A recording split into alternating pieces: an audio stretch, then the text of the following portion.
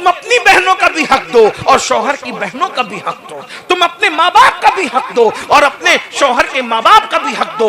बहन का दिल दुखने की वजह से, बहन का दिल टूटने की वजह से मैं जहन्नम में आ गया। अल्लाह के रसूल सल्लल्लाहु अलैहि वसल्लम हुनैन की जंग में माल गनीमत हाथ आया, बहुत माल हाथ आया। बहन तो फिर बहन होती, बहन हक़जत प्यार करती है भाई से। उतने में सहाबा को के पास एक औरत आई और वो औरत आकर बूढ़ी थी, वो आके कहती किधर है तुम्हारा पैगंबर, मैं उससे बात करना चाहती हूँ। सहाबा ने कहा तुम ऐसे कैसे कह सकती हो, इस तरह हम अपने नबी के बारे में जुमले नहीं सुन सकते। किधर है तुम्हारा पैगंबर, बात करना चाहती हूँ। तो उस औरत ने कहा अरे मैं उसकी बहन हूं, बहन, मैं उससे बात करना चाहती हूँ, बहन हूं। साहबा ने कहा उनकी तो कोई बहन हमने नहीं सुना कभी। कहा कि उनसे कहो कि जिस हलीमा सादिया का दूध पिया है उस हलीमा की बेटी रजाई बहन शैमा तुमसे मिलने के लिए आई है। मुसलमानों, बहन की इज्जत तुम क्या जानो। अपनी बीवियों के कान भरने पर अपनी बहनों से बात बंद करने वालों, मैं अपनी माँ और बहनों से कहता हूँ अपने शौहर को उसकी जन्नत से दूर मत करो। अगर तुमने शौहर को उसके भाइयों से दूर किया, उसकी बहनों से दूर किया, उसके माँ बाप से दूर किया, तो तुमसे बड़ा दुश्मन तुम्हारे शौहर का कोई नहीं है मेरी बहन, क्योंकि तू अपने शौहर को जन्नत से दूर कर रही है। तुम्हें चाहिए जिसका जो हक बनता है वो हक दे दो। तुम अपनी बहनों का भी हक दो और शौहर की बहनों का भी हक दो। तुम अपने माँ बाप का भी हक दो और अपने शौहर के माँ बाप का भी हक दो। माशरा खूबसूरत उसी वक्त तश्कील पाएगा हक मांगने की बजाय बगैर मांगे लोगों का हक तकसीम करते रहो, माशरा खूबसूरत होता जाएगा। जब अल्लाह के रसूल ने सुन लो, अल्लाह के रसूल ने जब शैमा का नाम सुना, लोग शीमा भी कहते हैं, शैमा भी कहते हैं, तलफ्फुज़ात के अंदर मैं आपको उलझाना नहीं चाहता। मैं फकीर आदमी हूं, जिस तलफ्फुज़ से भी आप बोले ठीक है, बात पहुंच जाए। शीमा भी सही, शैमा भी सही, बहरहाल ज्यादा सही उलमा ने फरमाया शैमा है। शैमा का नाम सुना, हुजूर उठ कर आए और उठ कर आकर शैमा को देखा। 50 साल के बाद पहली बार मुलाकात हुई थी, बल्कि और ज्यादा अरसा बीता था। 50 साल के बाद पहली मुलाकात दूध पिलाने वाली माँ हलीमा सादिया की बेटी से हुई थी। मगर जैसे सुना कि ये शैमा है, हुजूर अलैहिस्सलाम ने अपनी चादर अपनी बहन के लिए जमीन पे बिछा दी। हुजूर ने अपनी चादर अपनी बहन के लिए बिछा, वो मुज़म्मिल और मुद्दस्सिर वाली चादर। हुजूर बहन की इज्जत न, दूध पिलाने वाली माँ हलीमा की बेटी रज़ाई बहन की ये इज्जत है। आज हमारी बहनों को हम जहर की नजर से, जहरीली नजर से, बहनें घरों पे आते हुए डरती है, बहनों भाइयों से बात करते हुए डरती है कि अभी डांट सुन लेंगी। नहीं, हम प्यार देने आए। जो प्यार नहीं देता रहमतुल लिल आलमीन से उसका ताल्लुक क्या है। हुजूर ने अपनी बहन के लिए अपनी चादर बिछाई। अपनी बहनों को बुलाओ। अरे बहन का सीना अगर चीर के कोई देख सकता था तो बहनें बताती कि बहन भाई से कितना प्यार करती। भाई बहन से उतना प्यार नहीं करता, लेकिन बहन अपने भाई से बहुत प्यार करती। अल्लाह के रसूल ने अपनी रजाई बहन के लिए चादर बिछाई। शैमा बैठो, बिठा दिया। शैमा बैठ गई। फिर हुजूर अलैहि पहले इज्जत दे के बिठाया, फिर कहा शैमा 50 साल के बाद आई। ये कुव्वत मर्दानगी के लिए A to Z समस्या का हल है। 18 साल की उम्र से लेकर 80 साल की उम्र तक कोई भी इसको ले सकता है। आप अंदाजा लगा सकते हैं इसके अंदर अश्वगंधा, सफेद मूसली, बहमन सफेद शतावरी और ये कौच, टाइगर, बाला, गोखरू है ना, और ये साला पंजा, साला मिस्री, काली मूसली, केसर, जाफरान, इन चीजों का भी इसमें इस्तेमाल है अल्हम्दुलिल्लाह।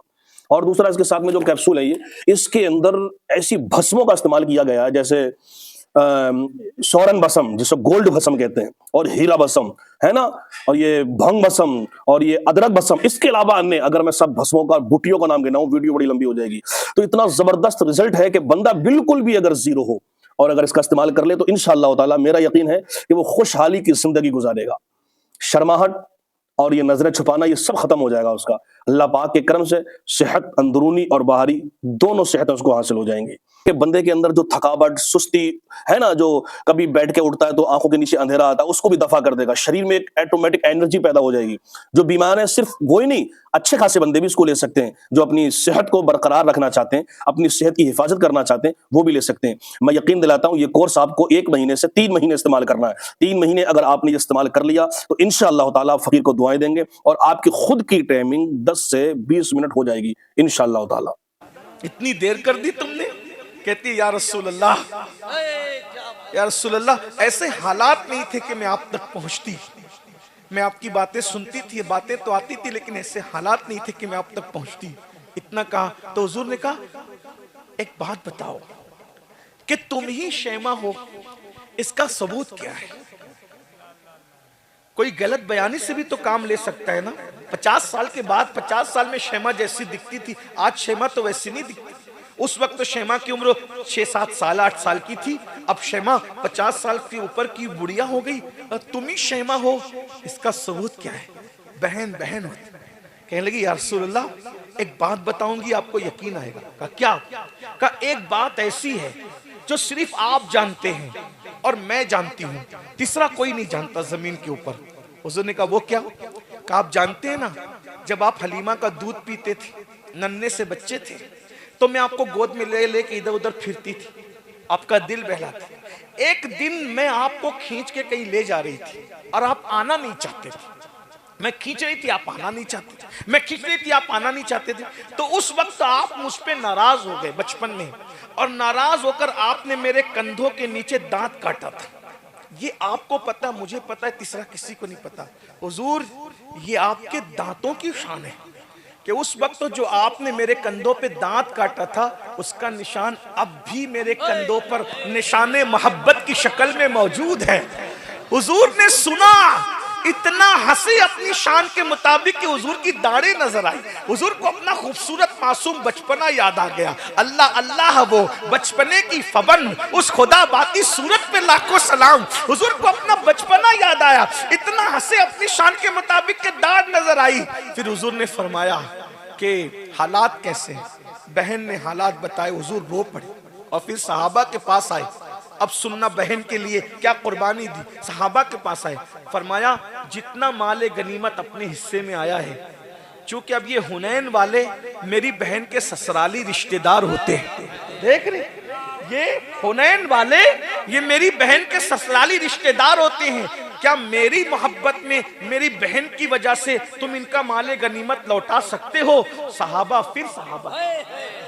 फिर उन्होंने कहा या रसूल अल्लाह, हम भी आपके हैं, हमारा माल भी आपका है। अगर आपकी खुशी इसी में है तो हम अपना सब कुछ आपकी बहन पे कुर्बान करते हैं।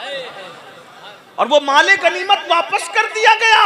और फिर हुजूर ने बहन को कहा एक काम करो, हालात अच्छे नहीं है, मेरे घर चलो, मेरे साथ रहना, मैं तुम्हें अपने पास रखूंगा, मेरे साथ रह। अब बताओ, तुम मेरे साथ मदीने चलोगी या अपनी ससुराल जाओगी? शरीफों की बेटियों के फैसले यही होते हैं। कहा या रसूल अल्लाह, मुझे आपके साथ रहने से ज्यादा अच्छा ये लगेगा कि मैं अपने शौहर के घर जिंदगी गुजारूं। तो मैं अपने शौहर के घर वापस जाऊंगी। फिर आती जाती रही हुजूर से मिलने के लिए, और जब भी आती थी हुजूर उनको बहुत नवाजते थे। बिलाखिर बुजुर्गों ने फरमाया कि मदीने मुनव्वरा में उनका इंतकाल हुआ और जन्नतुल बकी में उनके मज़ार के बारे में बताया जाता है। ये बहन की बात है, ये तो बहन की ताज़ीम हो गई। आखिरी बात के तौर पर, अगर बहन की इज्जत न की, अगर बहन की इज्जत न की, बहन के साथ अच्छा सुलूक न किया तो क्या होगा?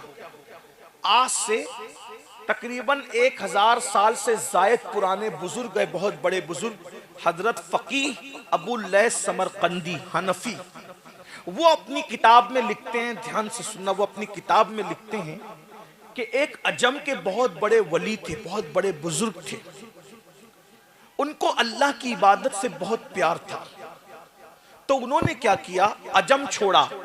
अजम कहते हैं अरब के अलावा जितना खित्ता उसको क्या कहते हैं? अजम कहते हैं। अजम छोड़ा, बस ये इख्तितामी लम्हे हैं, ध्यान से सुनिए। बहन की खबरगिरी न करने पे, बहन की इज्जत न करने पे, वली कहलाने, वली बन जाने वाले नहीं, वली कहलाने वालों का हाल सुन ले।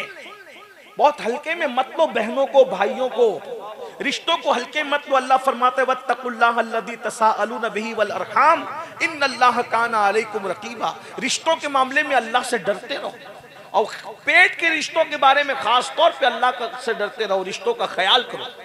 ये रिश्ते कहाँ, जो रिश्ते हम बनाते हैं उसका बड़ा ख्याल है, जो रिश्ते अल्लाह ने बनाए हैं उसका कोई ख्याल नहीं। जो रिश्ते अल्लाह ने बनाए उसका ख्याल करो ना, जो तुम बनाते हो उसका भी ख्याल करो, जो अल्लाह ने बनाया उसका ज्यादा ख्याल करो।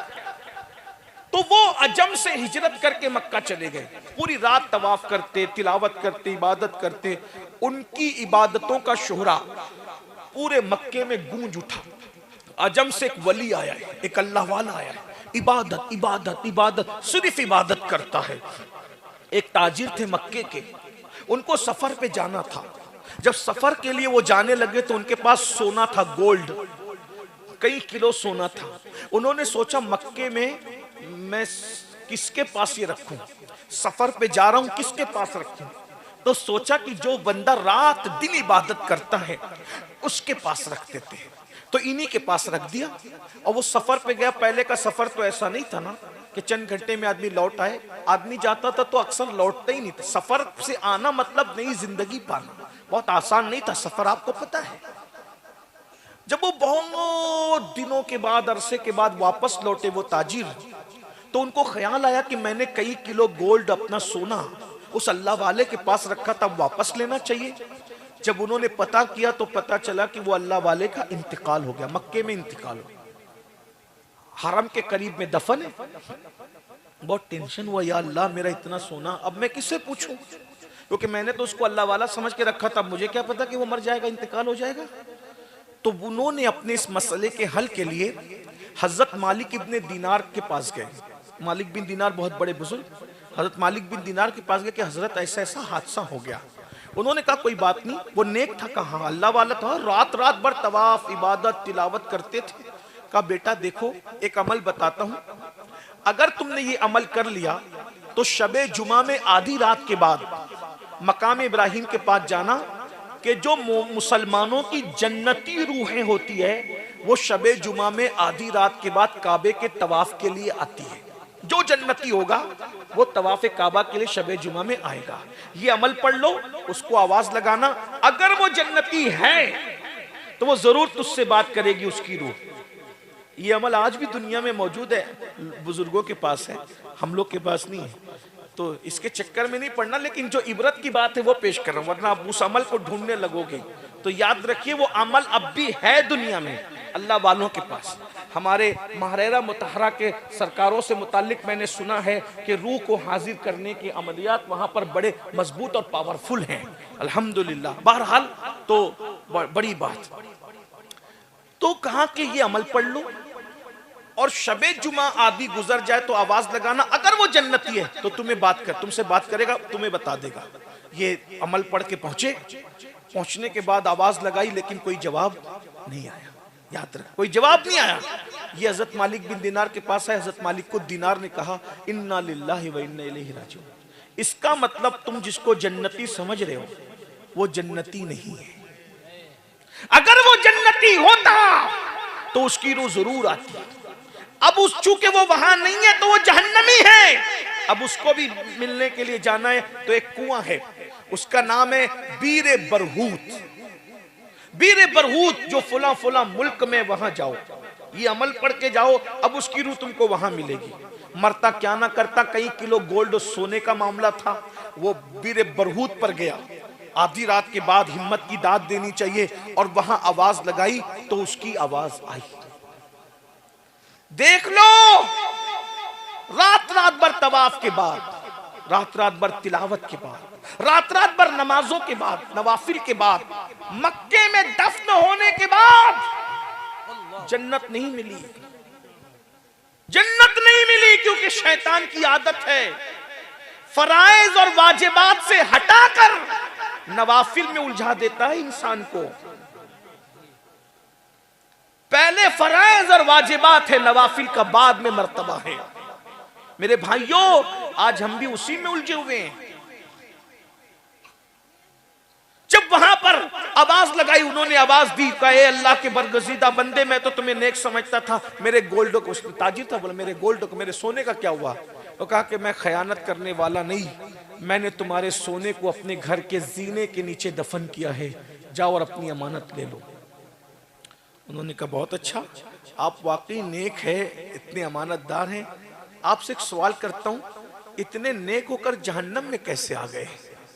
तो उन्होंने कहा सारी इबादत धरी के धरी रह गई, एक गुनाह की वजह से जहन्नम में आ गया हूं, बस एक गुनाह है। कहा वो क्या गुनाह हुआ आपसे? कहा गुनाह ये हुआ कि मैं इबादत के शौक में अजम छोड़कर अपना वतन छोड़ के मक्का आ गया। एक बहन थी, पलट के मैंने कभी उस बहन की खैर खैरियत भी नहीं पूछी, बहन की कभी खैर खैरियत नहीं पूछी। तो जब मैं मरा, मुझे मौत आई और मेरी रूह अल्लाह की अदालत में हाजिर हुई, तो अल्लाह ने फरमाया तू अच्छा खाता रहा और तेरी बहन अच्छे खाने को तरसती रही, तू अच्छे कपड़े पहनता रहा, तेरी बहन कपड़ों को तरसती रही, तू अच्छे मकान में रहा, तेरी बहन टूटी फूटे मकान में जिंदगी गुजारती रही, इसलिए तूने बहन का हक अदा नहीं किया, जा तेरी सारी इबादत धरी के धरी रहती है और बहन का हक अदा न करने की वजह से तुझे जहन्नम में दाखिल किया जाता है। वाकई मैं नेक हूं, परहेजगार और मुत्तकी हूं, लेकिन सिर्फ बहन की हक तलफी की वजह से, बहन का दिल दुखने की वजह से, बहन का दिल टूटने की वजह से मैं जहन्नम में आ गया।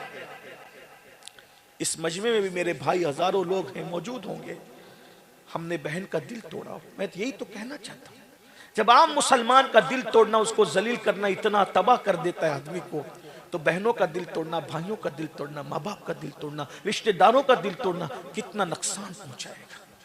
फिर क्या हुआ? उस ताजिर को उस रूह ने कहा अगर तुम मुझ पे एहसान कर सकते हो तो एक एहसान करो, अजम में फला फला शहर में अब भी मेरी बहन हयात है, अगर तुम उसके पास जा करके उसको कह दो कि वो मुझे माफ कर दे, अगर बहन माफ कर देगी तो मेरी बिगड़ी बन जाएगी। वो ताजिर वहां से निकला, निकल के सोचा कि ये बात सच्ची है कि गलत है। वो सीधा पहले मक्का गया, वो जमीन खोदी, सोना निकला, समझा कि बात सही है। फिर वो अजम गया, अजम जाने के बाद जो पता बताया था, एड्रेस बताया था, जब वहां पहुंचा तो देखा एक बूढ़ी औरत है, बहुत बुरे हालात में है, टूटे फूटे मकान में है। जब वहां पहुंचा तो पहुंचने के बाद कहा तुम फला फला को जानती हो? वो बैठी थी, उठ के खड़ी हो गई, रो पड़ी, वो मेरा भाई, वो मेरा भाई था, मेरा भाई था। वो तेरा भाई था? देखो बहन नाराज है, दिल तोड़ा गया है, हक तलफी की, फिर भी कह रही मेरा भाई, मेरा भाई। वो मेरा भाई था। और तुम कैसे जानते हो मेरे भाई को? कहा कि मैं मक्के का रहने वाला हूँ, उसका इंतकाल हो गया। रो पड़ी, मेरे भाई का इंतकाल हो गया, अफसोस अफसोस।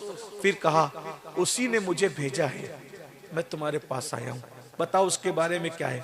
प्यार तो बहुत है लेकिन उसने बहुत दिल दुखा, वो मुझे छोड़ के चला गया, लेकिन कभी मेरी खैरियत भी नहीं पूछी, मेरा हाल भी नहीं पूछा।